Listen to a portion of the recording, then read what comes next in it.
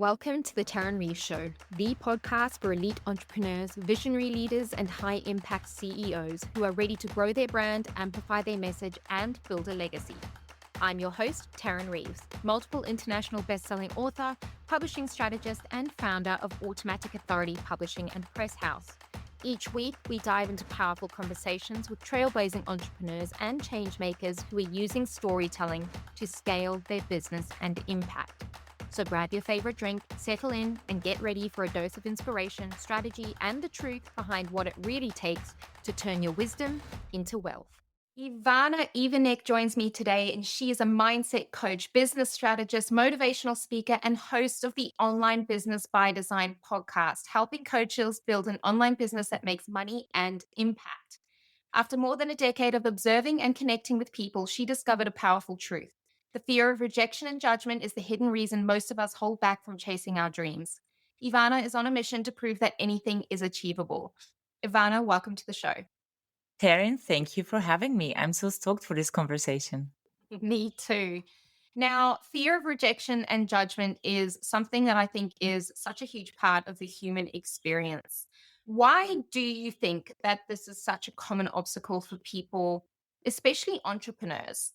First of all, I need to say that being an entrepreneur, even if we now look at my world, Taryn, and look at your world and the people who surround us, it is a common thing. Like we are out there on the socials and we do see entrepreneurs everywhere.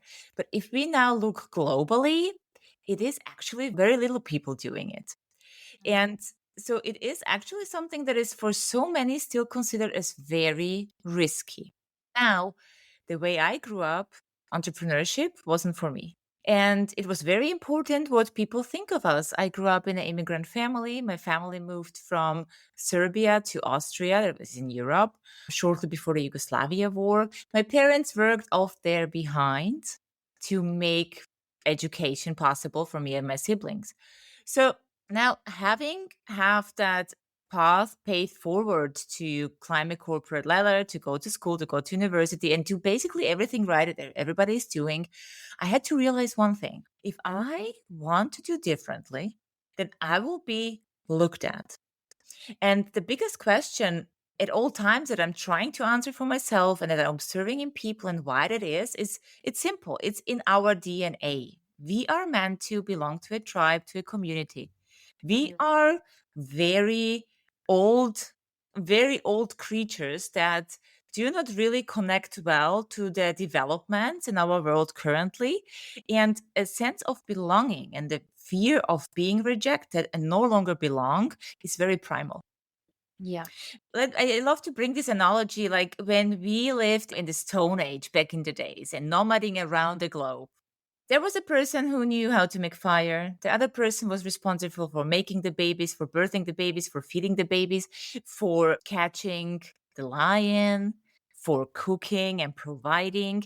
So we needed this community to survive, literally. So now in our world, we no longer need community for survival per se, though it is good for our mental health and very necessary as we are still human beings. But we can choose our communities. So, like, as my parents, as I thought they would reject me and never call me their daughter again if I'm not grateful enough and do what they told me to do.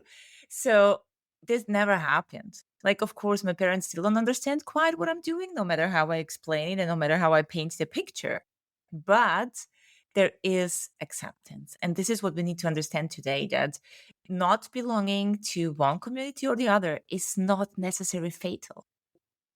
But that's hard for the nervous system to understand, right? Because we are hardwired to be human beings. And I talk about this a lot in when it comes to entrepreneurs who are writing books, because the books that we're writing are nonfiction and designed to move people and move cold leads to warm leads and grow businesses. But we also use it as a huge authenticity and connection piece for the entrepreneur because people want to buy from other people. And so the entrepreneur is then called upon to write their story and tell parts of themselves that perhaps they've been told are taboo, or that they shouldn't air their dirty laundry in public, or they shouldn't talk about these things. And I do ask them to get very real, raw, and vulnerable. And there's a very specific reason for that. It's because when we can do it, we give others permission to do the same. But it does require people getting very uncomfortable. It does require a lot of courage and self awareness and support and all of those sorts of things. But it is a very real fear that comes up of rejection and judgment. I'm curious for you on your journey. What personal experiences, I guess, led you to go, this is really what's holding people back. This is the key thing.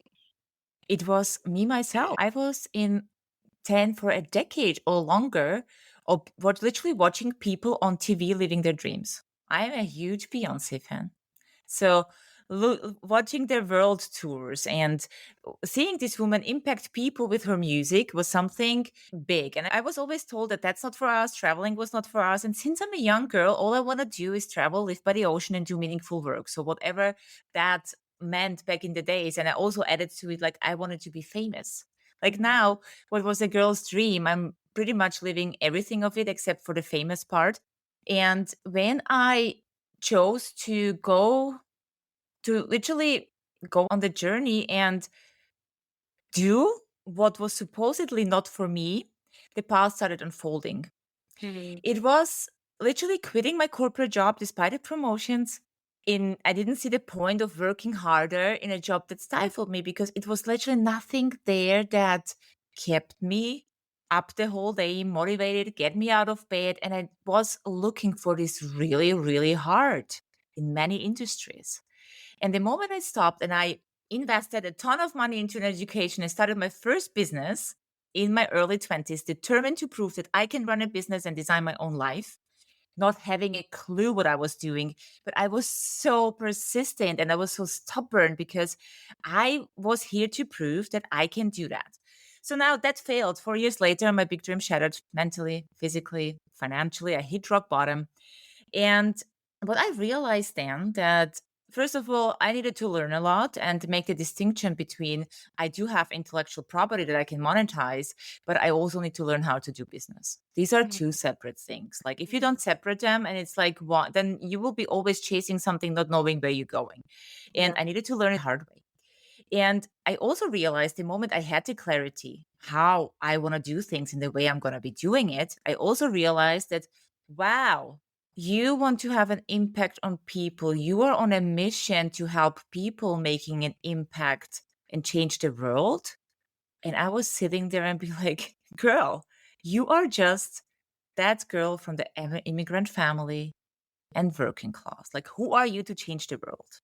Mhm. And this was something that I realized that no matter how big my dream is, if I do still give away my energy to other people and to what they think about me, especially those who do not understand the industry and the work I do, if I focus on what could happen if I am sharing too vulnerably, if I'm sharing my thoughts publicly, then I will get nowhere. And I started looking at the type of people that were telling me things that I was trying not to listen to and discovered three types. I used to always speak about two types, but after a decade now looking at this, there is more that has happened. Type A are the people who, you know, to give you unasked advice. Shouldn't you be focusing on your partner? Shouldn't you be having children by now and doing a more stable job? When are you finally going to stop traveling? And I'm like, hold on, we're not traveling all the time. We're just moving countries every 5 years because we can, and this is our lifestyle. But all these things that make you think that perhaps you should do it or not, I just started not giving any energy to them. I redirect the conversation. Like when my mom asked me how Instagram is going, because this is her way of asking, like, do you have enough money? Are you doing great? Are you okay? I just Yeah. say, sure, Instagram is going amazing. But how are you doing? And this is just a higher level of leadership without having to explain someone who cannot understand and prevent them from being hurt and worried, like my mom is, and Mhm. also to preserve my energy. Then we have the type B of people that are like you and me. We are creating community. We are co creating meaning. We are giving people the permission. to do what they are supposed to be doing, what they so deeply feel within. This is very good constructive criticism. And even if criticism is kind of uncomfortable, even if you seek it, there is always forward movement if you implement it. And this is like what I started seeking more and more in my life when I was going the second time on the journey to build my business. And the third type of people are the people that I discovered over the last 15 years. And this is what has made me even more persistent to do what I do and the way I do it is the people who don't say much. They will be observing. There will be a little judgment. There will be a note. There will be a comment. It just doesn't stink. It doesn't hurt. You can easily ignore it. But then you suddenly see them changing their lives because you have paved the path forward. And this has happened in my family a lot. My mom, traveling wasn't for us. We didn't have the money. Owning a house wasn't for us because we didn't have the care. So now seeing my mom when I'm public speaking and she asks me if she might come along for the weekend to explore a new city, I sometimes really need to hold back and be like, hold on, I thought traveling is not for us. But because she's seeing it, she sees the ease, the way I do it. My niece, she is 10 years old and she always tells me, like, Mom, do you know what? If Auntie wouldn't be living that far away, we would never go twice a year to the ocean. And that's the reason why I can swim so early. So, and she wants to be rich on YouTube. She want to be a rich YouTuber so she can save all the street cats on this planet Earth. Back in the days when I said I want to be famous and I want to be like Beyonce, I was told to go to my room Yeah. and study for school. And my niece Laura, she is now being told, like, yeah, first you need to get 16 so you can have your own account and then go and ask your auntie. So everything that I do inadvertently is healing generations. And this is what's something that I discovered, which is even more powerful than any kind of judgment, any fear of trolls, and anything that we actually most of the time make up because trolling, I think, is a 24/7 job. And the people who choose to do that, they're on a mission too. And Yeah. that's okay. Yeah. Yeah, I love that your little niece is watching and learning. I mean, I think everyone has their why in business, and for me, it really is my two kids to show them what's possible when society tells you it isn't. Especially as a woman and a working mother, and you can't be everything. Why don't you get a normal job? You're just making it harder on yourself. I hear these at least once a week. At Mm. least once a week. Yeah, and why are you choosing the hard path, Taryn, Yeah, right? why are you making it so hard? You can just go and work for someone else and then get sick leave and holiday leave and a car maybe. I'm like, well, that doesn't sound successful to me. It's not what I want. Mhm. I don't I know. think with as we are moving now and it's getting bigger and more visible also to those who don't understand, as we are moving from the industrial age into the digital era, suddenly opportunities are appearing on the horizon that were only for those like back in the days it were for those who were looking for it, who were looking for social media. And today, literally a 16-year-old can have an impact on the world by simply basically becoming their own media brand, Yeah. publishing brand with short reels where the people put their face in the camera. So it has never been easier. But I think as we are in the transition phase, it never is at the same time it has never been so hard because we are still dealing with the generation before that, the generation who has experienced the transition and the generation after. So there will always be some sort of judgment, like in everything that we are moving into new.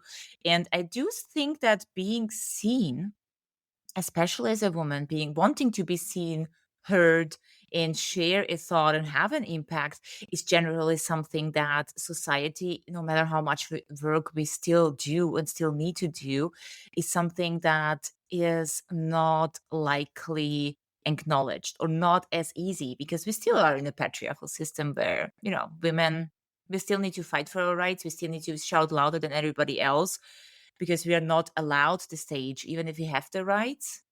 But Mm. nobody has really taught us how to make use of them. Yeah. Yeah. Yeah. There's a common saying that I hear a lot and I actually use a lot, and I'm interested to get your perspective. It's feel the fear and do it anyway. I don't know where that quote originally came from, Hmm. but I've had two very interesting experiences with this. Everyone always asks me, "Oh, how do you get up on stage and speak? How do you just publish your books like that? Like, how are you raising two kids and working all these hours? And how do you have this team?" And the answer for me is always, I actually don't know what I'm doing. I'm scared 90% of the time, and I just choose to do it. It's like when you go, I don't know, abseiling or whitewater rafting or something. It's like you're standing on the edge, you know this is okay and it's the right thing to do and you want to do it, but there's always that fear. And then I had somebody on the podcast who said to me, that can be quite damaging for the nervous system, feel the fear and do it anyway, being in that constant state of pushing. And I was like, I don't know that I agree with that entirely, but I suppose it's the different person's makeup. What is your kind of relationship with feel the fear and do it anyway? Hmm. I think the word fear on its own creates fear. Mm, So feeling the fear, if we now break down the words, for me means be afraid, don't know why, and do it anyway, hoping it will resolve itself. So now I totally agree with you that when I was going the first time on stage, I was so convinced that I have rehearsed, I have done everything that I needed to do. And the moment I make the first step, I go the first step up onto the stage, I mm. thought like I'm gonna die, Taryn. I thought like, you know Yeah, what? I felt the exact But same way. there is no way back. So this is a moment where you feel the fear and you have to do it anyway. But I think what I have established by default, and this is a step that perhaps a lot of people skip or bypass because they don't know it better, which also this quote kind of invites us to, is to ignore why we are so scared. Mm, And what I prefer doing is I think I do pretty much a lot scary things every day, just like you, but I'm doing it already for many years. So it becomes of you build a resilience and you are just quicker between feeling the fear and closing the gap to start. And I think the smaller the gap becomes, the moment we start and get into action, the fear disappears, or actually it becomes somewhat milder. But I remember back in the days and after failing a business and starting over and having to hear like really again and being actually in full doubt whether I should do it because what if I fail again? And there was a lot of finances involved as well. So there was really existential fear as well. So and I remember back in the days doing it anyway, despite fear, without knowing what I fear, who I fear, what that is, before giving it a name. I stopped proceeding, but I was sitting with it. And that's why I directly, with that quote, agree and disagree. But I think fear is not something we can eliminate because it's in our DNA and it's necessary. Otherwise, we would be all jumping out of the window for fun, hoping to survive. Right? I mean, yeah, imagine it would be yeah, horrible. it would And be. so it is there, but I think developing that resilience muscle and sitting with that fear, and I'm writing a lot, I'm journaling a lot on that and discovering what it actually is. And when you go to the bottom, it actually always turns out like a big laughter. Like I have made up figures in my head, like an Instagram police or people who will say something if I do things differently, or if I stop following blueprints or teaching blueprints or whatever I did differently, which has always added on to my success stack. But at first, I needed to eliminate all the thoughts that I have made up. And most of them were like, what are gonna people think of you? Yeah. Let's talk practical steps then, because we need to have something practical in order to be able to grow sometimes. What practical steps can you give our listeners and viewers to stop letting fear dictate their decisions? Ooh, that's a good one. There's a lot to it. I think the first thing we need to know is what we want. And this might sound now like, but how is this related to fear? But indeed, when we start thinking big, and big is up to you how big, what big means. But if I envision what I want to achieve like in 10, 20 years, because I need to go that big in order to pave that path right now to get there, it sounds ridiculous even to me. It's like, really? How are you going to do that?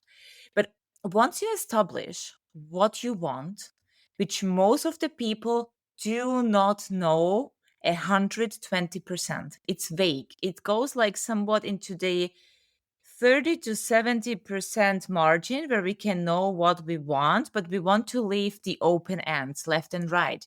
Because if we know what we want, it also means that we need to commit. And once we commit, we deal again with the next fear. What if it doesn't work? But the paradox is, in order to eliminate the fear and know what we want and to see the next step right in front of you, you need to commit. So it's a cycle, that it's a downward spiral, that if you do not exactly know vividly in full sentences what you want as the outcome, fear is going to play the game for you. Yeah.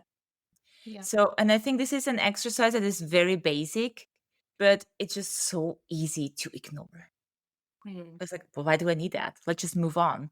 And then you get those fear bubbles expanding and getting bigger. But if you know what you want, you know the next step, you can make it easy analysis from where I am right now, where I want to be, and what resources and skills do I have right now, and what do I need to gather. It's like a little backpack you put on, and then along the way you gather till you get to your goal. But for that, you need to know what you want.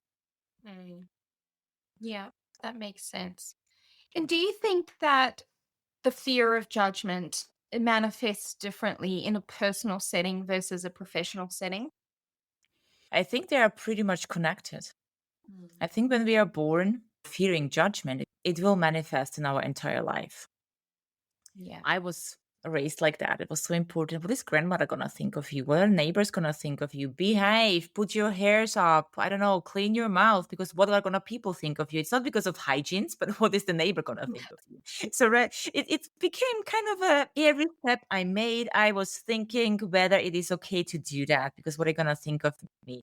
I'll take you one step even further. I dyed my hair red. It was long, it was deep red.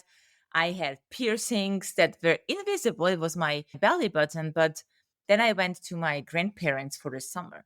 I appeared 16 years old, red hair, and that piercing was invisible. And at some point in one morning, my shirt was just a little bit too short, and I was like putting my hands up, stretching myself, and my grandfather noticed that piercing. My mom turned white. I was just standing there completely confused, not knowing what to say, because I know it was important what people think of me. So in the end, nothing happened, but this is how I needed to hide my behavior. And I was a very loud girl. I was not that petite, shy girl everybody wanted me to be and to behave everywhere I went. So I knew that I needed to get rid of this quickly. And then I thought I did. And what happened next is, when I did experience first time judgment publicly, I discovered that I might not have been as ready as I thought I would be. I dig deeper into that, resolved that problem.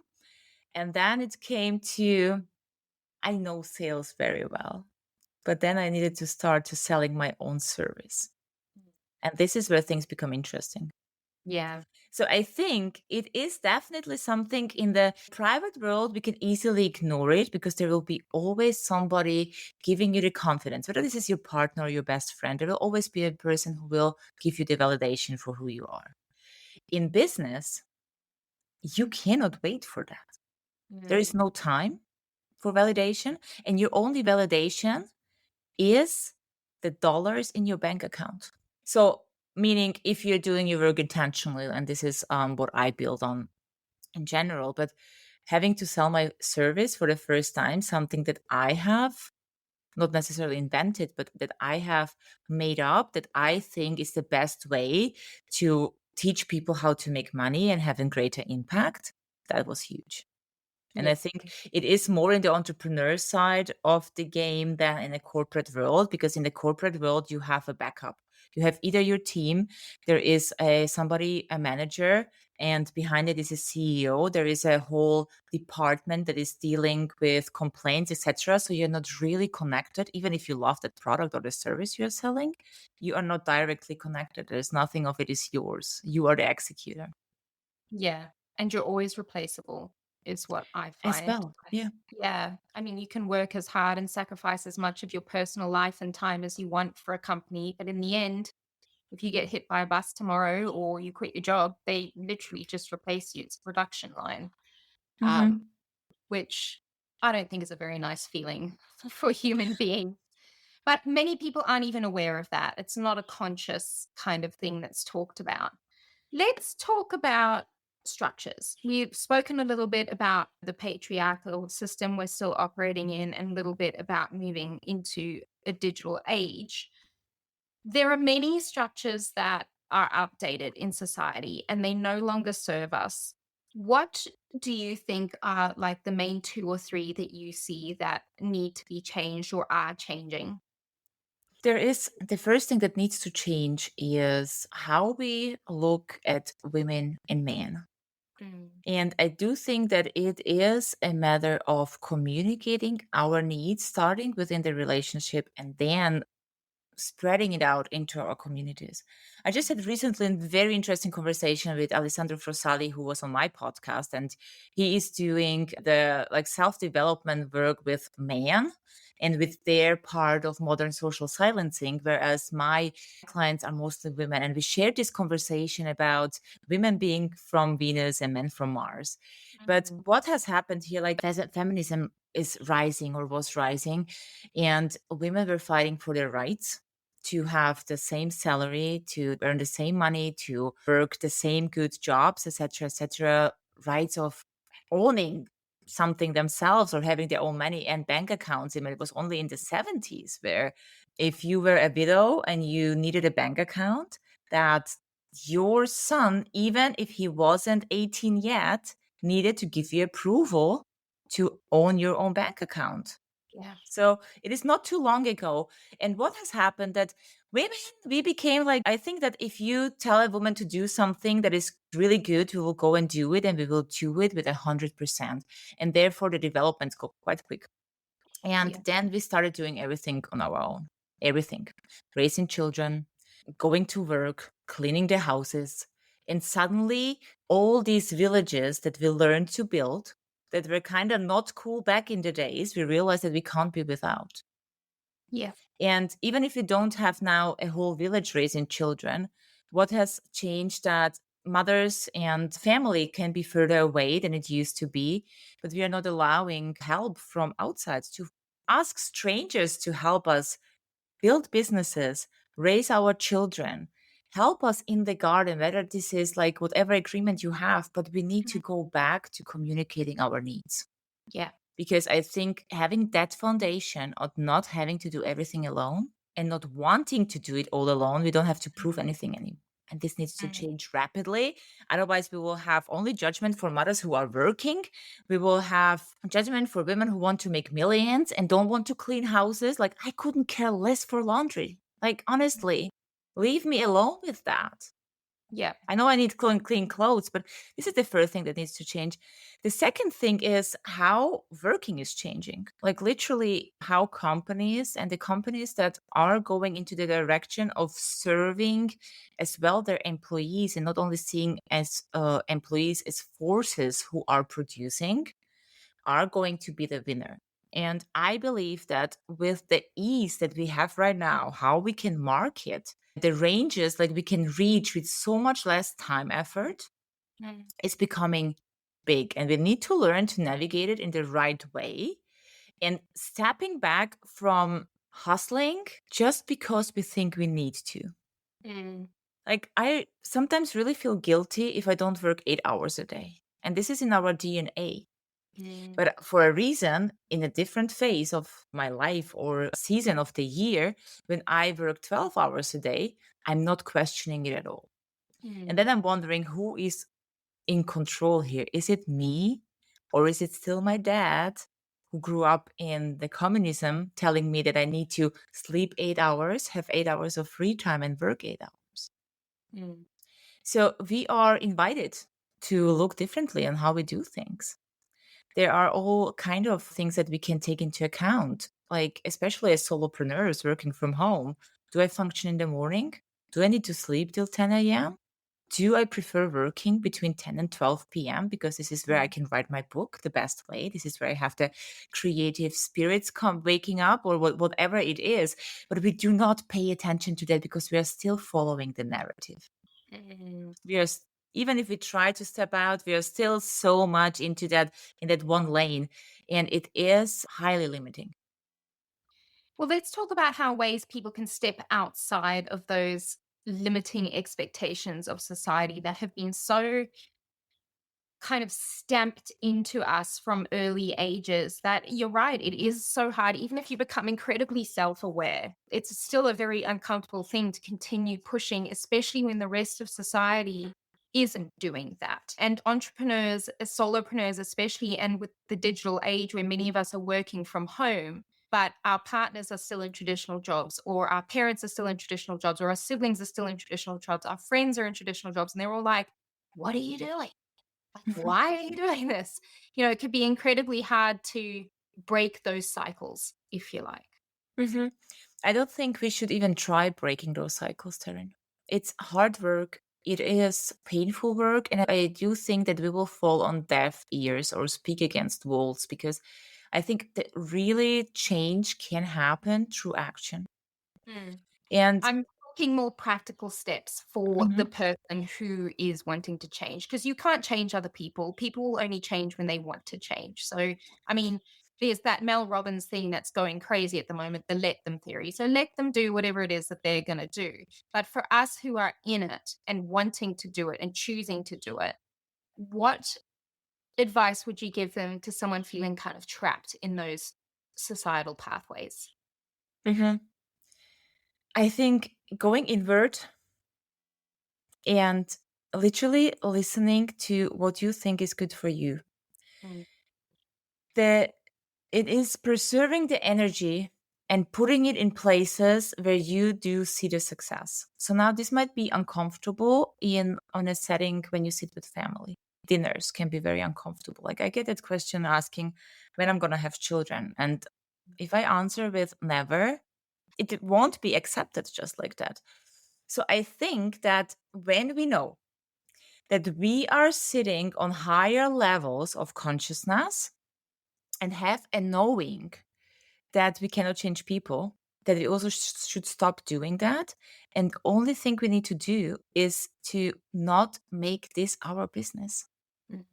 We need to learn how to redirect the conversation. Yeah. We cannot go in there. So it is more of not what I can do, but more of like, what shouldn't I be doing anymore? Because as you said, we cannot change people. We can only change how we see ourselves in that circle and really prevent to go deeper in the conversations unless we want to, of course. But again, I can explain to my parents as much as I want what I do. They will never understand. So I take a step back. Taking a step back and not wanting to be the center of the conversation, which is probably a damn hard thing to do. But if you do it and if you manage once, twice, 10 times, you will realize so quickly how things will start changing around you. And then you being in that circle will become easier because they will stop asking nagging questions. Yeah. But if you always try to put things on them, it's just really taking a step back and go talk where you're understood. That's it. Mhm. Yeah.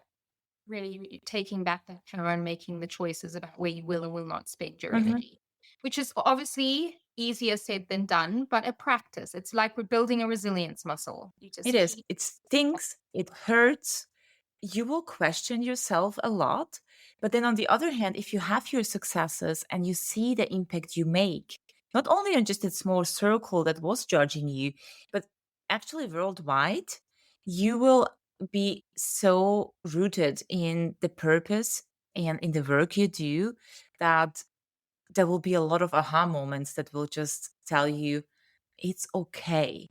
And one thing we need to understand is we are not hurting anyone with that. It's Yeah. actually respecting someone's disbelief and not trying to change it. Yeah. Now, you talk a lot about making money and impact at the same time and kind of alongside each other. I'm curious to hear about some success stories of your clients who've really committed to pursuing their dreams and how that has come out, or even yourself. I mean, some people would love to move countries every 5 years and experience the world like that, working from their laptop. What does that look like? Working from a laptop? Well, I guess both. Like, what impact have you seen in your own life and the lives of your clients when they commit to pursuing their dream? I think one of the most beautiful stories, I have had the privilege to work alongside with a woman who was or is from the Ukraine and trapped in very old structures and very patriarchal structures. Mhm. And her family, when they heard that she's working with me and that she wants to leave her job, because what has happened for her, she is a teacher and she was teaching in China. She was teaching in Chinese kindergartens English. So now, how they have their schooling system in China is actually, if you compare it to many other countries or continents, it's like ridiculous. In a very early age, these kids have real school. And I'm speaking on an age of 2. Yeah. She came to Austria. So kindergarten there is quite different. It is playing, it's changing diapers, it is being a mommy for 10. And she Yeah. realized that was her aha moment and be like, okay, I cannot live like this. I don't want to go back to China. I know that I can have a greater impact because knowing foreign languages is just empowering and knowing seeing now how we have the possibilities to work globally. Speaking English is actually something everybody should do very well. And she found me, and when her parents learned that, or her mom learned that she's working with me and she wants to leave her job, she was asked, but why don't you marry rich, yeah, like your sister? And that was something we really needed to resolve. She was so afraid she'd be judged by her family. What very quickly happened there, that if she could let go of that, and within 9 months, she was having a stable income and an exit strategy after working with me, and she has left her job. Amazing. Because we doubled down everything of not building a huge foundation for big money, because she needed to get out of there almost immediately. So we Mhm. just doubled the income she was making in her job so she could do that monthly and build up on that. And within 9 months, this woman was a whole different person in her purpose. We were in the midst of like at a Ukrainian and Russia war. And she realized also there, I told her like how to look globally at the impact she can make. And there were so many refugees who were seeking jobs abroad and needed English. And she just went into that market helping the people from her country where she can connect so deeply with and teaching the language and building a small little empire that has helped her. And for me, this was a story of so much resilience and want that I haven't seen repeating that quick again, because I think it's very exceptional after 9 months to have these successes. But this just showed me that, wow, there is so much more out there for us if we want it. Yeah. Yeah. If you want it and you're willing to do the hard work. Yes. Yeah. She's worked day and night. Yeah. And there were Amazing. tears, there were moments of giving up, there were moments of, I'm no longer doing it. And with that, she learned how to rest. She learned how to listen to herself. She learned so much along the way that literally enables her to go bigger now. That's amazing. Good for her. Now, what message do you hope that listeners and viewers take away from this episode today? I just want you to know that I think everybody who has intellectual property and carries a gift of wisdom and knowledge that you can monetize. And with that, not only live your extraordinary life, but also change other people's lives. It is your responsibility to deliver it. The world is Mhm. seeking conscious leaders, and I think we underestimate the impact we can have on people and change the world for a so much better world. But if Mhm. those people with good intentions are hiding under a rock, hoping to be found, nothing will ever change. It's all within you, and this is your goal. It's now. Yeah, I love that. Ivana, we have a tradition on this podcast called the book drop. Obviously, I am so selfishly collecting a huge to be read list, but also inspiring others through the books that we chat about on the show. Can you share with us a book that has either impacted you personally or professionally? I think it was personally and professionally. I don't know if I even make a distinction anymore between that, but it was 2020. I was just getting ready for my comeback after a huge failure. And even if today I would not resonate with the title anymore, the book was from Jen Sincero, You Are a Badass. Like, Mm. I don't use this kind of language in my vocabulary at all. And I don't know what a badass really is. But at that time, this book, I was reading it because I thought I was a badass, but I needed to reconnect with that badass again. And there was one passage that she shared how she got into a job that she couldn't even do, but she applied so well for it. People took her. She didn't say no. She was hired. And then she was sitting there saying, like, you know what? I'm going to make sure I'm going to do the best job I've ever done because there is someone who has put trust in me. Yeah. And it was just a little wake up call where then I realized, like, okay, I don't even have to pretend that there is some intellectual knowledge. So please go. And this was actually really my stepping stone for my comeback after my business failed. Yeah, I've read that book and I think it is a fabulous book for a little bit of motivation and to get back on track. It is a good example. Ivana, thank you so much for joining us today and sharing all of your amazing wisdom. Taryn, it's my privilege and it has been amazing talking to you. Thank you. Thanks for tuning in to the Tarryn Reeves Show. If today's episode lit a fire in you, share it with someone who needs to hear it. And don't forget to subscribe so you never miss a story that could transform your business. If you're ready to write the book that positions you as the go-to authority in your industry, visit automaticauthority.com to find out how we can help you make it happen. Until next time, keep owning your story, leading with impact, and building a legacy.